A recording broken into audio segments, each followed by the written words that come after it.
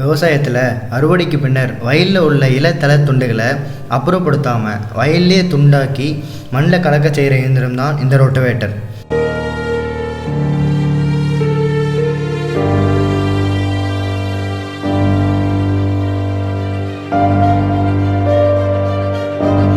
இந்த ரொட்டவேட்டர் 2ஆம் கட்ட கருவி வகைகளில் வரும்.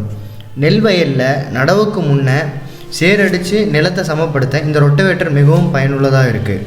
மற்ற கருவிகள் எல்லாம் களையை மட்டும்தான் எடுக்கும். ஆனால் இந்த ரொட்டவேட்டரோ களை செடிகள் மட்டும் இல்லாமல் அறுவடைக்கு பின்னர் உள்ள கழிவுகளை சிறு துண்டாக்கி மண்ணோட கலக்கி இயற்கை உரமாக மாற்றிடுது.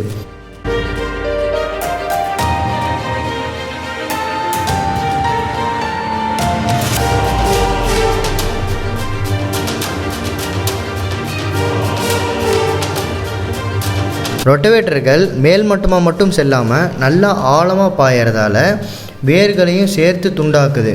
இதனால் அடுத்த பயிரை பயிரிடும்போது ரொம்பவும் சுலபமாக இருக்கும்.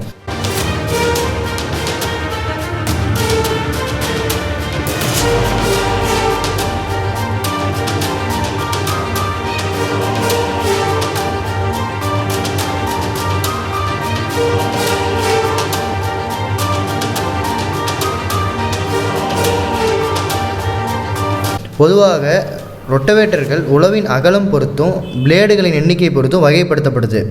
5 அடி 36 பிளேட் மற்றும் 6 அடி 42 பிளேட் ரொட்டவேட்டர்கள் மிகவும் பிரதானமாக விவசாயிகளின் மத்தியில் பயன்படுத்தப்படுகிறது.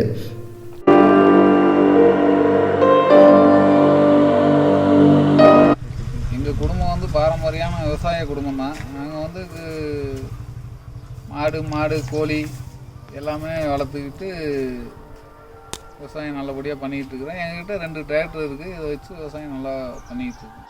ஏதாவது வெள்ளாமை எடுத்துகிட்டு சோளப்பயிர் இதெல்லாம் இருந்ததுன்னா அப்படியே கட் பண்ணி மக்காச்சோளம் பருத்திக்காடு இதெல்லாம் அப்படியே ஓட்டுறதுக்கு கொஞ்சம் நல்லாயிருக்கும். நல்லானா அந்த பயிர் எல்லாமே கழிவோட பயிர் எல்லாமே நல்லா தூள் பண்ணிடும்.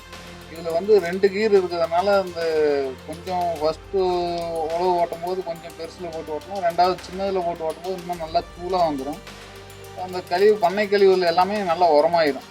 இது ஜாண்டியில் டேல் கிளச் இருக்கிறதுனால டர்னிங்லாம் திரும்பும் போது ஆழம் குறையாமல் அதே ஆழத்துக்கு அப்படியே வந்துக்கிட்டு இருக்குங்க. லைஃப்பும் நல்லா இருக்குதுங்க. மற்றதுக்கு இது பரவாயில்ல, ஓரளவுக்கு லைஃப் நல்லாவே கொடுத்துருக்காங்க. மேலும் நீங்கள் தெரிந்து கொள்ள வேண்டிய கருவிகள் பற்றியும் உங்கள் கருத்துக்களையும் கமெண்ட் பாக்ஸில் பதிவு செய்யவும். இந்த பதிவு பலருக்கும் பயனுள்ள வகையில் இருக்கும் என்று நம்பினால் ஷேர் செய்யவும். விரிவான தகவலுக்கு கீழே கொடுக்கப்பட்டுள்ள எண்ணை தொடர்பு கொள்ளவும். நன்றி.